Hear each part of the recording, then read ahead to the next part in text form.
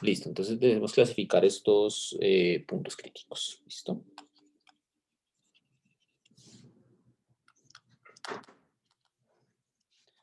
Y para eso pues usamos el criterio. Muchachos, aprovecho lo que estaba preguntándome Ana. Vamos a cambiar el quiz por un trabajo, ¿listo? Lo que pasa es que yo no puedo estar mañana en la clase, ¿listo? Entonces hoy vamos a resolver este ejercicio, vamos a avanzar un poquito más en la teoría y mañana entonces yo en el horario de la clase, antes de la clase les voy a mandar un trabajo para que lo hagan en grupos de 3 y eso va a contar como el quiz de esta semana, ¿listo? Yo no puedo estar en la clase de mañana. Bien. Bueno, entonces, habiendo dicho eso, ahora sí ya podemos continuar. ¿Listo? Mañana, en el transcurso del día, yo les mando un correo con toda la información. ¿Listo? Mm,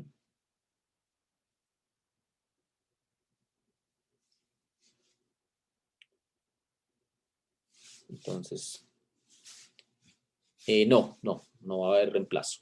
Solamente, sí, digamos, tómense el tiempo de la clase para resolver el trabajo que les voy a dejar. ¿Listo?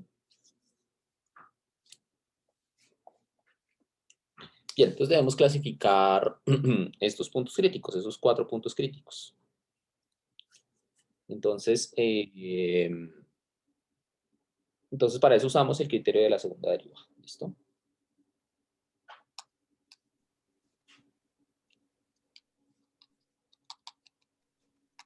Criterio de la segunda derivada.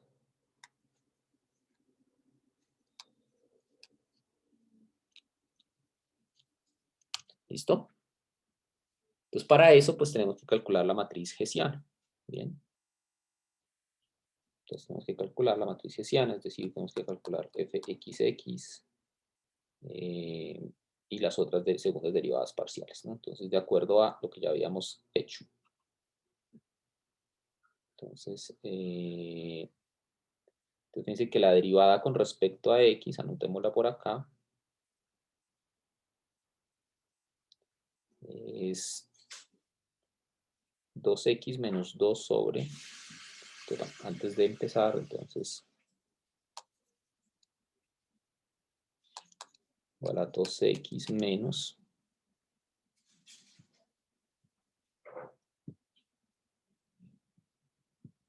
un momento, 2x menos 2 sobre x a la 3 y a la 2.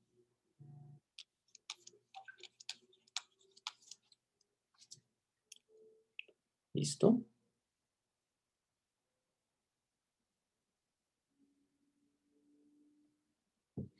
Entonces, ¿cuál sería la segunda derivada? Entonces sería, con respecto a x, sería 2 menos, entonces esto es como x a la menos 3, entonces si yo bajo el menos 3 me queda más 6 sobre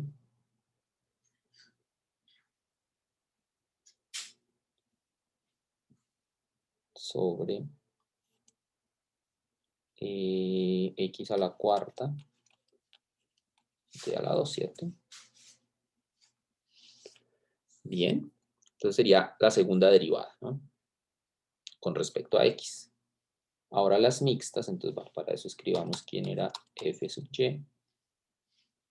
Me reviso quién era f sub y. F sub y es 2y menos 2x cuadrado. Era simétrica, ¿no? Entonces 2y es igual, f sub y es igual a 2y menos 2 sobre x a la 2, y a la 3. ¿Listo?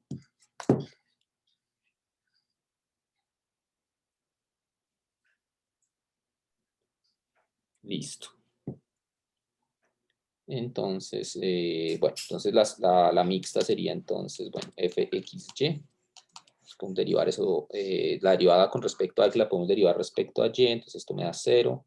Me queda menos 2 por menos 2, me queda 4 sobre x a la 3, y a la 3, ¿no? ¿Listo? Pregunta a María que si tenemos todo el día para entregar el taller o solo hasta que la clase se termine. Pues yo pensaría que un poco más después de la clase, ¿listo? O sea, como digamos, si la clase acaba a la 1:45, para eso a las 3, creo yo que está bien. Dice, ¿por qué queda x a la 3 en fxx? X a la cuarta. Porque, a ver si lo hice, a ver, hagámoslo otra vez despacito, a ver si pronto porque lo hice mal. Listo, entonces vamos a hacer otra vez fxx. Entonces yo voy a escribir fx. O sea, la primera derivada la voy a escribir simplemente así, 2x menos 2x a la menos 3, y a la menos 2, ¿listo? Y la voy a derivar con respecto a x. Entonces la derivada de 2x es 2 menos, baja el menos 3, ¿cierto? Baja el menos 3, este menos 3, y entonces me queda menos 2 por menos 3, me da 6 positivo. Y entonces a x le resto 1, entonces me queda a la menos 4, y a la menos 2, ¿listo? Entonces de ahí es que viene ese valor de fxx, ¿listo? Entonces me queda 2 más 6 sobre, los vuelvo a pasar abajo, x a la 4, y a la 2. ¿Listo? ¿Si era eso lo que tenía?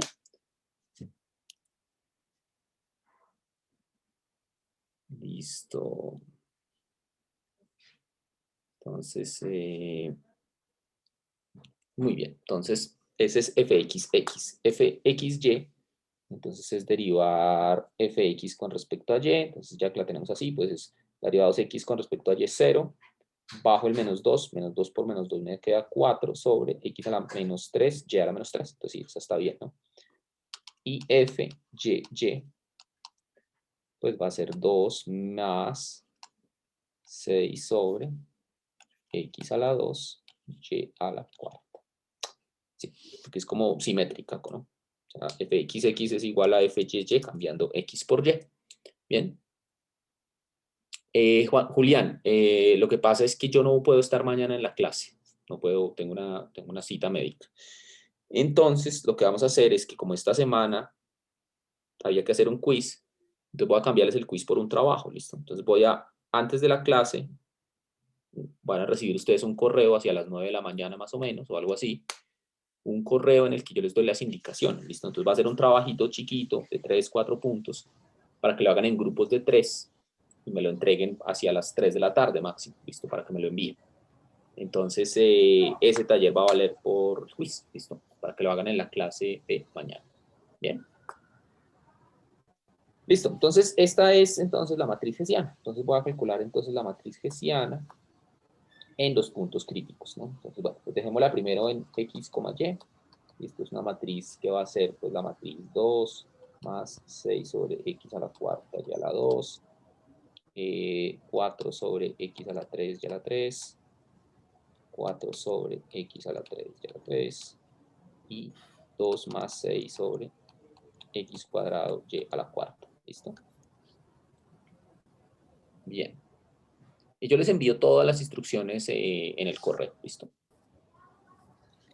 Yo todo eso se les envío al correo antes de la clase. ¿Listo? Bueno. Listo, entonces...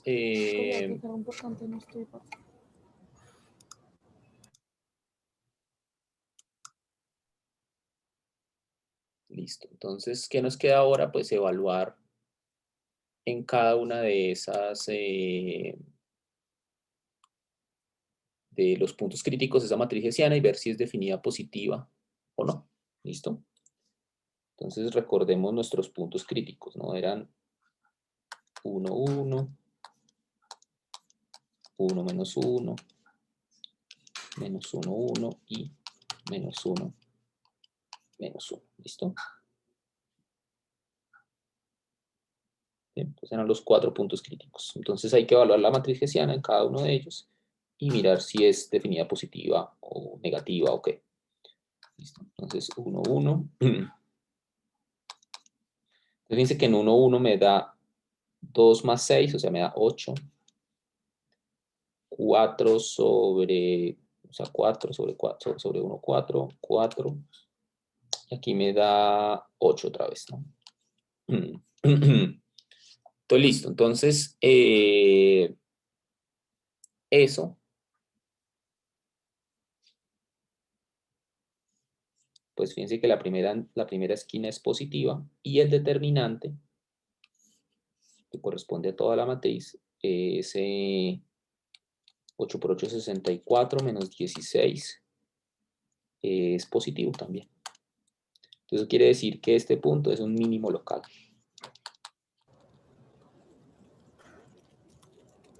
¿Listo? Ese punto es un mínimo local. Bien. ¿Es claro eso hasta acá? ¿Alguna pregunta, comentario?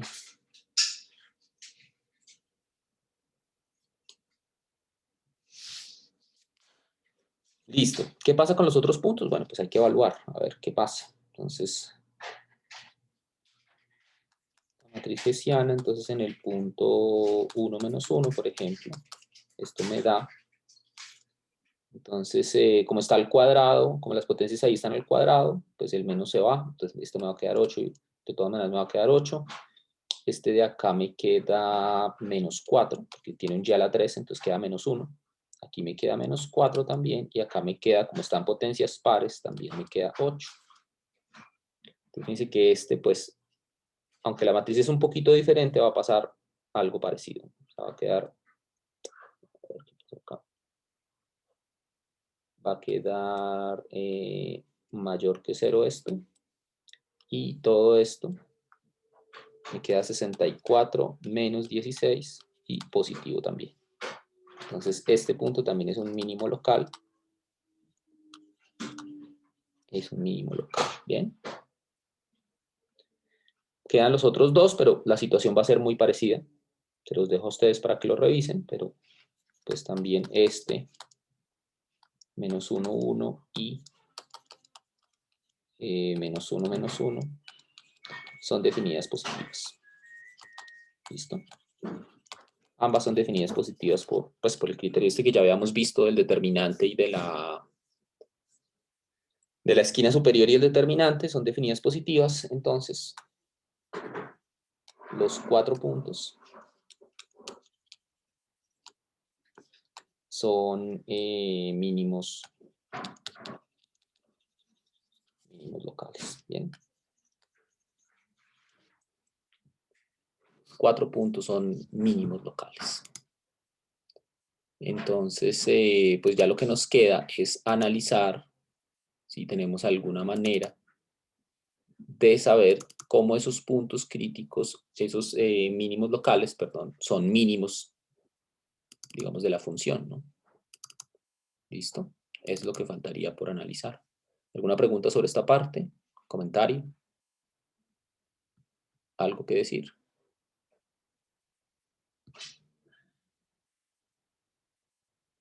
¿No?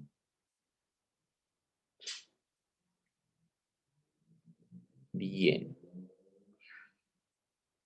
Entonces veamos. Entonces, bueno, pues lo primero es comparar los 4 puntos. Entonces,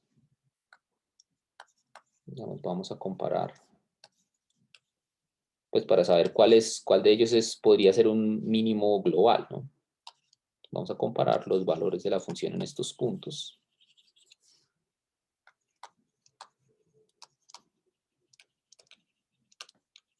En estos puntos. ¿Listo? Entonces la función a minimizar, ¿no? Si ustedes recuerdan, la función que queríamos minimizar era esta, ¿no? Era x cuadrado más y cuadrado más 1 sobre x por y al cuadrado. ¿Listo? Esta era la función a minimizar, ¿no? O sea que estoy señalando ahí en azul. Entonces lo que debo hacer es evaluar la función en esos puntos, ¿no? Entonces, en el punto 1, 1, por ejemplo, ¿no? Entonces, bueno, digamos, antes de evaluar, escribamos acá cuánto es que vale esa función. Entonces, la función a minimizar era x cuadrado más y cuadrado más 1 sobre x por y, ¿no? Era nuestra función a minimizar al cuadrado, ¿no? 1 sobre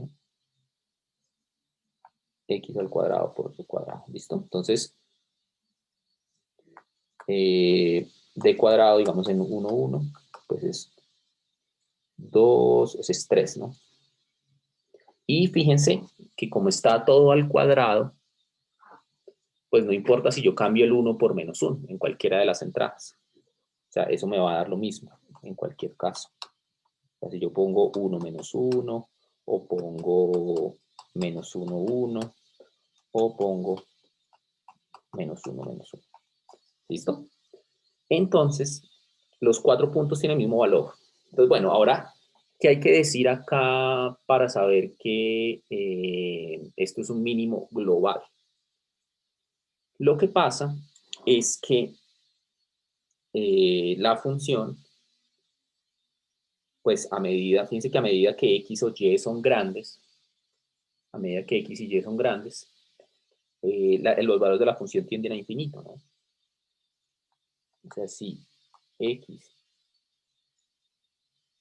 tiende a infinito o y tiende a infinito, pues los valores de la función se van a infinito, ¿sí? Porque es x cuadrado más y cuadrado. O sea, si alguno de los dos va a infinito, la función se va a ir a infinito, ¿bien? Entonces, realmente en el infinito no hay un mínimo, ¿sí? Porque es que, ¿qué puede pasar con estas funciones en dos variables? Puede ser que el mínimo global esté en un mínimo local, como los que calculamos, o puede que no haya mínimo, ¿sí? O sea, puede que el mínimo sea hacia el infinito, por ejemplo. Eso podría pasar también. Bien. Pero en este caso, eso no pasa porque cuando yo tomo valores muy grandes de x, la función se va a infinito, ¿sí? Entonces, o sea, digamos, piensen en lo siguiente, digamos, en una variable incluso puede pasar esto. En una variable piensen que, por ejemplo, la función, piensen, por ejemplo, en que la gráfica de la función fuera algo así.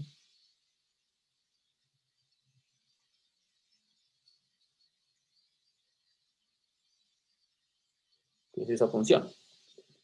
Esa función que yo pinte ahí, fíjense que tiene un mínimo local. Esa función tiene un mínimo local, pero ese no es el mínimo global. Fíjense, yo ahí señalé yo el mínimo local, pero ese mínimo local no es un mínimo global, ¿sí? Eso puede pasar cuando estoy en conjuntos que no son acotados, como en este caso que es todo R2 menos un punto. Entonces, por eso es que tengo que verificar qué pasa en el infinito, ¿sí? Porque fíjense que esta función, por ejemplo, pues como les decía yo, tiene un mínimo local, pero no tiene mínimo absoluto. ¿Sí? Porque fíjense que los valores de la función tienden a 0, pero nunca alcanzan el 0. Entonces, por eso es que tengo que hacer esa verificación en el infinito. Tengo que ver qué pasa en el infinito. ¿Listo? Entonces, bueno, el punto es que si x tiende a infinito o y tiende a infinito, los valores de la función tienden a infinito, luego tiene que existir un mínimo, tiene que existir el mínimo, y ahí sí, pues cuando existe el mínimo, este debe ser uno de los mínimos locales. Este debe ser un mínimo local. ¿Listo? Este debe ser un mínimo local. Bien. Entonces, ahí ya la conclusión es que como los 4 mínimos locales dan el mismo valor, cualquiera de ellos me sirve como mínimo absoluto. Bien. Entonces, en conclusión,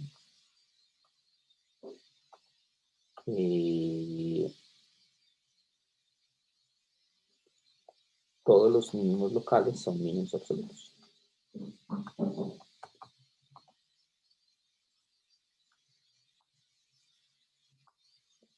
Son mínimos absolutos. ¿Listo? Bien.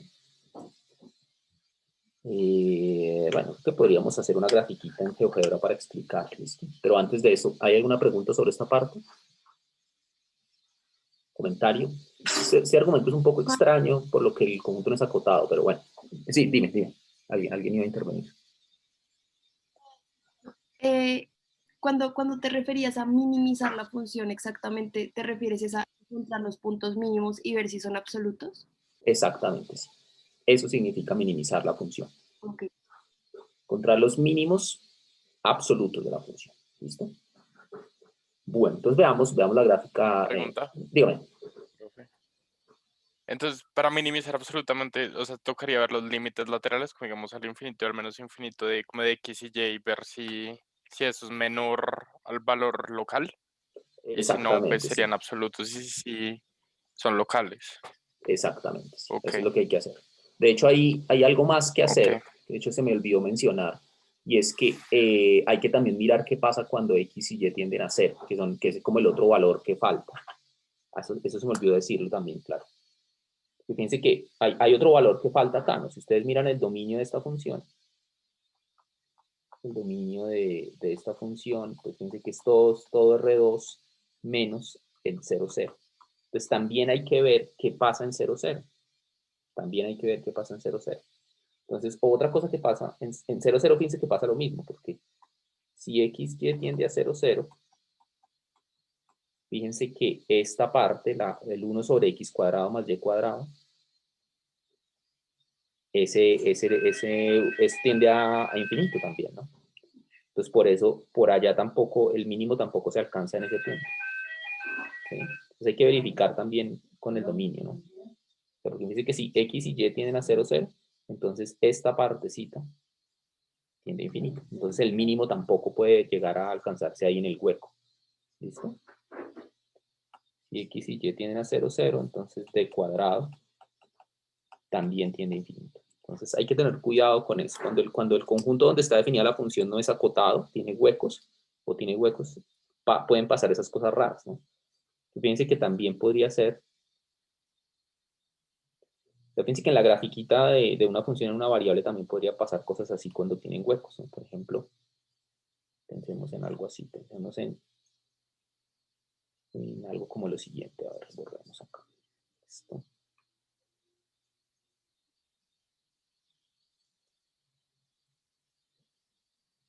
Entonces pensemos en esto, pensemos en que la función hace algo así.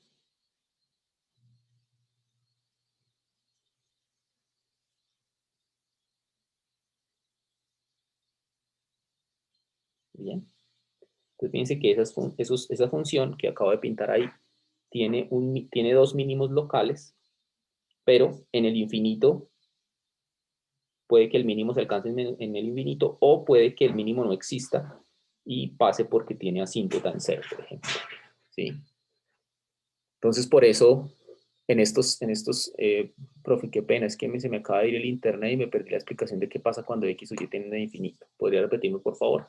Sí, claro, Catalina. Entonces, lo que les estaba diciendo es que cuando el dominio de la función no es un conjunto acotado, sino que es un conjunto digamos, que contiene al infinito o que tiene huecos, como este, R2 menos el 0, hay que tener cuidado cuando uno vaya a calcular los mínimos, los máximos y mínimos absolutos, ¿no? ¿Por qué? Porque fíjense que pueden pasar cosas como como lo que pasa con esta función de una variable, esta que acabo de pintar.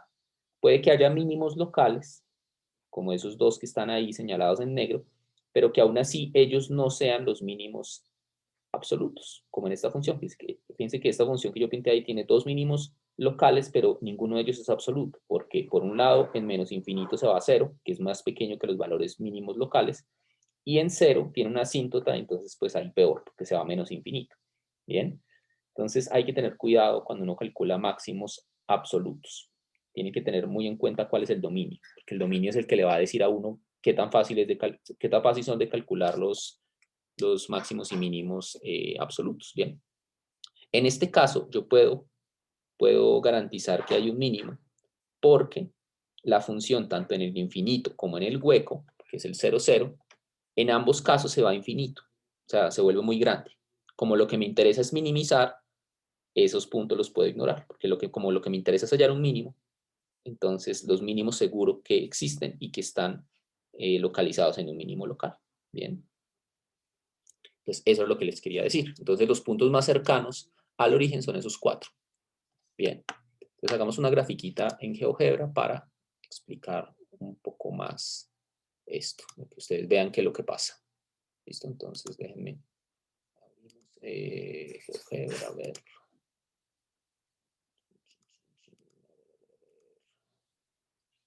Listo, entonces voy a compartirles pantalla. Listo, compartir. Bueno, ya deben estar viendo mi pantalla, ¿cierto? Entonces, déjenme ver un momento. Aquí, a ver. Entonces, la función era z igual a x al cuadrado más x al cuadrado más y al cuadrado más 1 sobre x al cuadrado por y al cuadrado. Bueno. Entonces, bueno, son como, fíjense la gráfica como es, ¿no? Son como 4 paraboloides que abren hacia arriba. Si yo agrando esto, bueno, si me alejo, pues los paraboloides se vuelven cada vez más y más grandes. Ay, perdón. Listo. Entonces, esos 4 puntos son justamente esos 1, 1, 1, 1 menos 1 y menos 1 menos 1 son los 4 como vértices de los paraboloides, ¿no? O sea, digamos, si yo lo miro desde acá abajo, digamos, si lo miro desde abajo, son estos 4, ¿no? 1, 2, 3, 4. Son los puntos más cercanos al origen, ¿sí? Fíjense que, entonces lo que dice es que si yo me acerco a 0, si yo me acerco al origen, pues la gráfica ya ni siquiera aparece porque eso se vuelve muy grande. Entonces como que la gráfica se va por allá al infinito y en el infinito también. ¿Listo? Entonces ahí están los cuatro mínimos que corresponden como a los mínimos de cada paraboloide. ¿Bien? ¿Es claro esto? ¿Alguna pregunta, comentario? Ahí están los 4 paraboloides, ¿no? ¿Alguna pregunta, comentario? Una pregunta. Dígame. Entonces nosotros lo que hicimos al comparar, o sea, al probar cuando x o y tiende a infinito es verificar que esos puntos que nosotros calculamos sí son mínimos absolutos. Correcto, exactamente eso. Eso es lo que estábamos comprobando, porque es que fíjese que podría pasar que yo tuviese esos 4 paraboloides, pero, por ejemplo, podría pasar que alrededor del origen me apareciera algo hacia menos infinito. Algo que se fuera a menos infinito, ¿sí? O sea, que apareciera como, bueno, es que no puedo hacer gestos acá, pero es como si apareciera, no sé, un tubito acá alrededor de 0 que fuera hacia abajo, por ejemplo. Entonces, si eso pasara, eso impediría que esos 4 valores fueran mínimos absolutos, ¿bien? Entonces, lo que pasa es que la O sea función que no para se va hacer hacia abajo, sino que se va hacia arriba. Dígame. o sea que para hacer esa comparación debería hacerse entre infinito menos infinito y en los puntos en los cuales la función no está definida. Exactamente, sí, exactamente. Los huecos, Vale, los huecos que gracias. tenga el dominio. Entonces, ahí tengo que verificar que para ya los máximos absolutos, que eso no, o máximos o mínimos absolutos, que los mínimos no se alcanzan ahí, en menos infinito, más infinito, o en los huecos que tenga el dominio. Bien. Listo, muchachos. Bueno, entonces, dime. ¿Puedes repetir esa parte en la que dices que los mínimos, es que no entendí muy bien la última parte. Dime. Entonces lo que Cuando decía,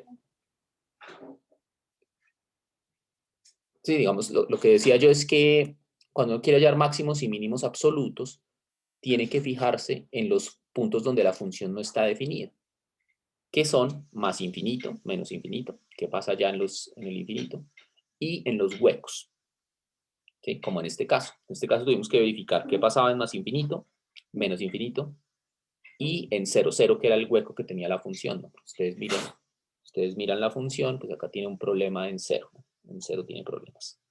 Entonces, eso hay que hacerlo cuando yo quiero hacer máximos y mínimos absolutos, ¿bien? Hay que mirar muy bien el dominio de la función, ¿bien? ¿Es claro? Preguntas, comentarios. Listo, muchachos. Entonces voy a dejar de compartir esto y bueno, ya me quedan 10 minuticos. Bueno, entonces, a ver, compartir nuevamente el tablero. Listo, entonces hay que tener pues entonces eso presente cuando sean máximos y mínimos absolutos. Bien. Entonces, bueno, hablando de eso, pues hay un teorema que nos ayuda en algunos casos. Bien. Entonces, a ver.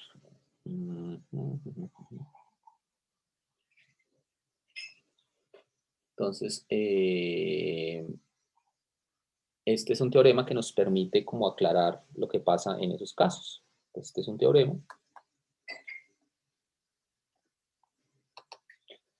Entonces, este es un teorema, el libro lo llama el teorema del máximo y del mínimo. Teorema del máximo y del mínimo. Entonces, ¿qué dice el teorema? Dice que sea de cerrado y acotado. Eso no lo hemos definido, pero voy a decir intuitivamente qué significa. Cerrado y acotado. Bueno, acotado sí es claro lo que significa. O sea, que el conjunto no se va al infinito, no tiene partes en el infinito. Y cerrado para nosotros quiere decir que no tiene huecos. ¿Listo? Que no tiene huecos. Es decir, como en el caso anterior que el 0, 0 no estaba en el dominio, ese tipo de cosas no las voy a pedir. ¿Listo? La voy a pedir que eso no pase, pues. Entonces sea de cerrado y acotado, NRN, y sea f, una función que va desde a r, continua. Entonces,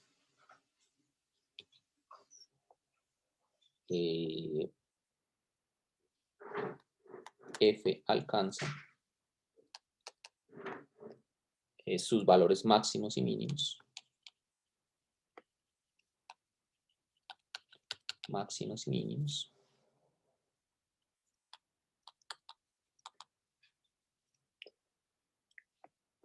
En,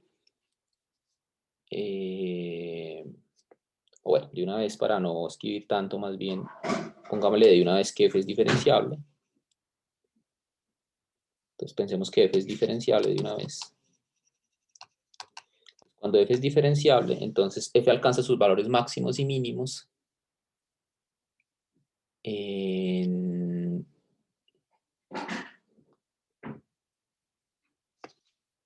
el interior, bueno, digamos en puntos críticos.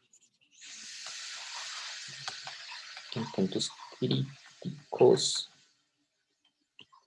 de f, perdón, o en puntos en el borde. En el borde. En el borde de D. Este es el teorema como clave acá para poder calcular máximos y mínimos absolutos. Bien. Entonces, ¿qué me dice el teorema? Expliquémoslo un poco. Entonces, dice que si el conjunto es cerrado y acotado, es decir, por ejemplo, si es como un círculo cerrado, por ejemplo, o sea, un círculo con el borde, sí, bueno, digamos este cerrado, también lo podemos decir como que no tiene huecos o, digamos, a ver, que no tiene huecos o también que contiene al borde, que contiene a su borde.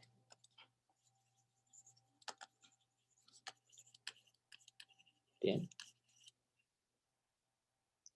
Que contiene el borde. Entonces, bueno, ¿qué me dice este teorema? Básicamente me dice que si yo quiero calcular el máximo global o mínimo global de una función en un conjunto, digamos que el conjunto en el que quiero calcular el máximo es algo así. Es un conjunto que contiene al borde y que no contiene huecos. Algo como esto, digamos que este sea D. Y supongamos que la gráfica de la función, por ejemplo, que es algo parecido a un paraboloide, por ejemplo, algo así.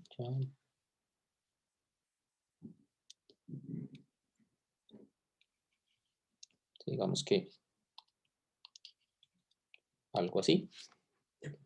Digamos que justamente la imagen de D es ese paraboloide que pinté yo ahí. Entonces, lo que me dice el teorema es que, fíjense que ahí en el dibujo se ve, el mínimo absoluto de la función es este punto que corresponde por acá abajo, que corresponde por aquí abajo a un punto interior, ¿no? Un punto adentro, que este sería como un punto crítico. Entonces, este de acá sería un punto crítico de la función, ¿cierto? Este sería un punto crítico de la función. ¿Cuál sería el máximo? Fíjense que el máximo, pues ahí en ese dibujo tan feo que hice, el máximo me da como por acá, que fíjense que corresponde a un punto en el borde. ¿Sí? Entonces, eso es lo que nos dice este teorema. Este teorema nos dice que cuando yo estoy en un conjunto que es cerrado y acotado, piensen como en un círculo relleno o en un cuadrado relleno con el borde, ese tipo de conjuntos, ahí los máximos y mínimos siempre se alcanzan y pueden ser de dos tipos. O bien son un punto crítico de f, como el mínimo de esa función, o bien es un punto en el borde, como el máximo de esa función. Bien. Entonces, en este dibujo, en este dibujito que yo hice ahí, entonces el mínimo absoluto, fíjense que el mínimo absoluto es un punto crítico. Pero el máximo absoluto, ese sí es un punto en el borde. ¿Listo? Entonces, ya teniendo eso en cuenta, pues uno puede calcular máximos y mínimos absolutos, digamos, en conjuntos cerrados y acotados, ¿no? Básicamente con eso termino. Entonces, digamos, es que este es como el algoritmo para calcular máximos y mínimos, ¿no? Entonces, esto es como el algoritmo.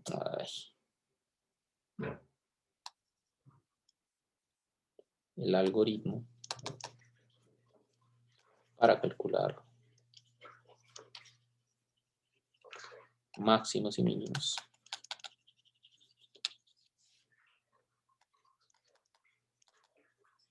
En conjuntos, bueno, máximos y mínimos absolutos, ¿no?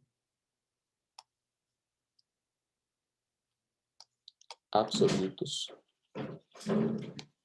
en conjuntos cerrados y acotados.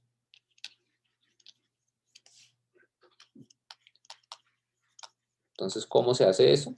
Pues, 3 pasos si quieren. Primero, encontrar los puntos críticos de la función.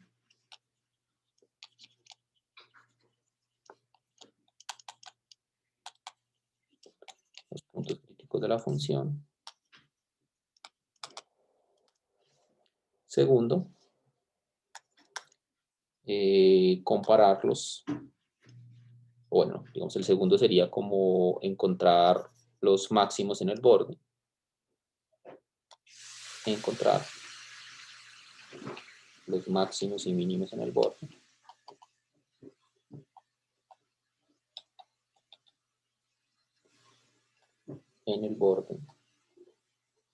Y lo tercero, comparar.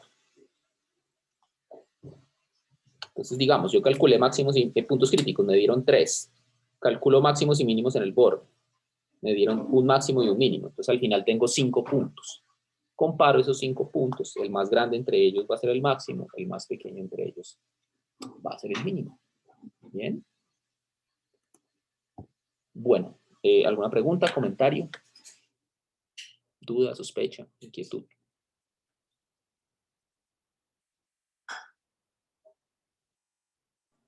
¿Me podría repetir los pasos, por favor? Sí, entonces el primer paso es encontrar los puntos críticos de la función. O sea, eso es como encontrar los máximos y mínimos locales. Entonces, esto tiene que ver con máximos y mínimos locales, ¿no? Entonces, claro, ¿cuál es el problema con esto? Que los máximos y mínimos locales no necesariamente son máximos y mínimos absolutos. Eso es algo que pasa mucho con las funciones, ¿no? Depende mucho de cómo es la función. Los máximos y mínimos locales no necesariamente son máximos y mínimos globales. Entonces, ¿qué pasa? Tengo que compararlos con el borde. ¿Listo?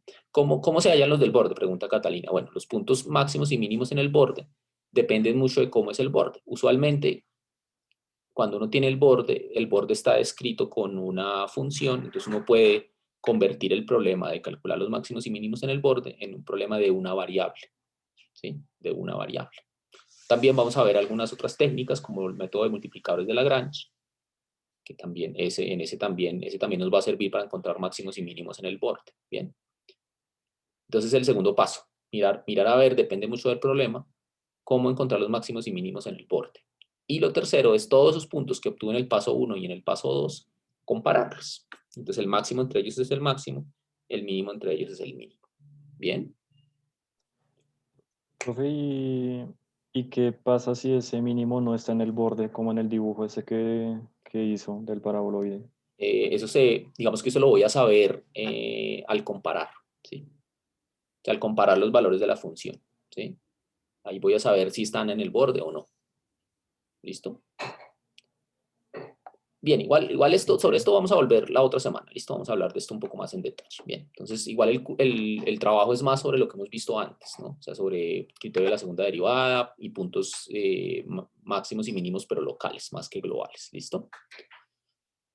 Bueno, pues ya se nos acaba el tiempo, entonces les agradezco mucho y pues entonces mañana el trabajo, ¿listo? Yo la subo a YouTube, las grabaciones. ¿Listo? Ahí yo tengo un canal de YouTube, ahí están todas las grabaciones. Listo, muchachos. Entonces, que pasen una feliz tarde.